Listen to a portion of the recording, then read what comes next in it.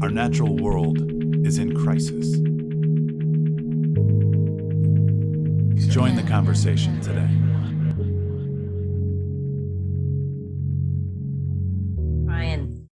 I like that. I like the challenge of trying to figure out somebody who's not even thinking that way, doesn't even care, or whatever. Maybe they care, but they haven't really focused on it. But kind of trying to open their eyes to a new way, new innovation, thinking outside of the box, right? Let's not always think in the same way we've always thought. I'm really much a thought person of let's just be different, and sustainability has opened that up, right? You can think out of the box in so many different ways.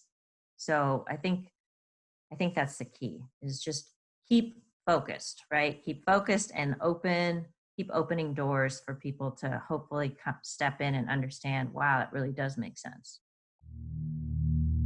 Building the Future, Green Building in the New Millennium, brought to you by Sustainable Homes of the Future.